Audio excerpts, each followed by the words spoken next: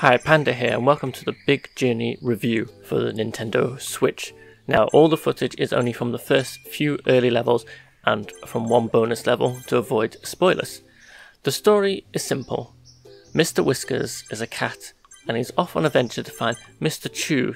Mr. Chew is a shop owner who sells dumplings that Mr. Whiskers absolutely loves, and he's determined to go and find him and collect some dumplings along the way. Gameplay. So this is a rolling platformer, so Mr. Whiskers is just a round cat, and you tilt the level. It's a 2D platformer, but you tilt the level to move Mr. Whiskers around. The controls are simple, you just tilt the world and you just press A to jump. So it's relatively easy going. There's a few trickier bonus levels to add some challenge to it. Each level has 3 challenges, so you've got to collect dumplings, bugs, and try and finish the level in a certain time. But you can just get through the level and get to the end to move to the next one. But these challenges add a little bit more replayability to the levels. The bonus levels also add extra tweaks, like you can change the airflow. So occasionally when you're going for like these caves, there's like air that blows you through. But in the bonus levels, you can like find switches to turn on and off to find different areas. Also, they added a radar for the bonus levels. So there's like these collectible sweets you got to find, but the radar will just like flash like, oh, you're nearby, near to one. So you kind of like get near. It's a bit like a game of hot and cold. So overall, it handles really well. There's a few tricky jumps, and this might be because it's a weird, like, I've got to tilt the level and jump, but they're few and far between, and they're probably easy enough to get past. Sometimes you can miss things, and you have to go back to that level and replay the level from the beginning. So say you're going through the level, and you fall down into, like, a deeper part, but you can't kind of roll back up because it's too steep, so you have to replay it to get back to those things. Also, if you're playing undocked, there's a gyro mode.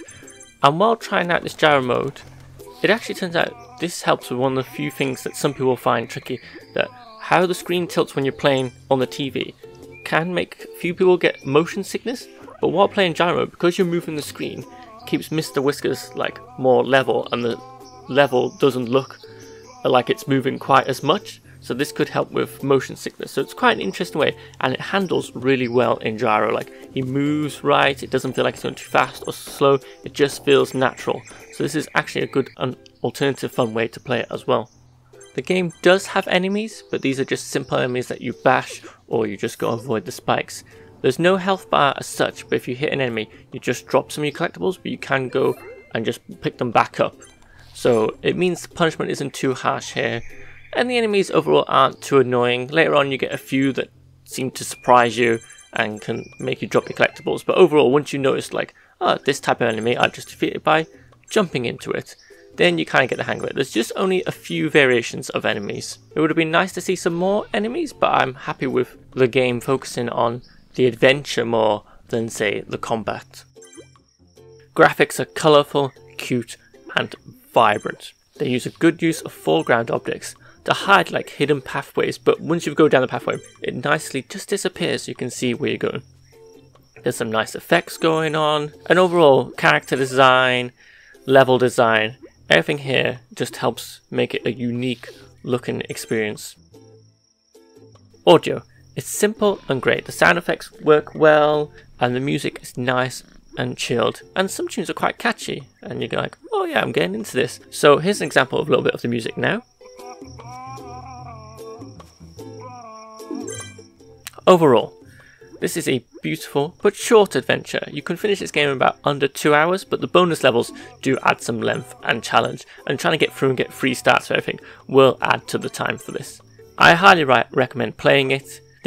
My only downside is I wish it had some more levels, because the adventure is over too soon. It's so good fun, such colourful, it sounds great. I just kind of wish there was more, but what there is, I really enjoyed. So thank you very much for watching. Thank you to our patrons. Remember, if you're on YouTube, to like and subscribe and hit that bell for all new videos, and join us next time. Bye.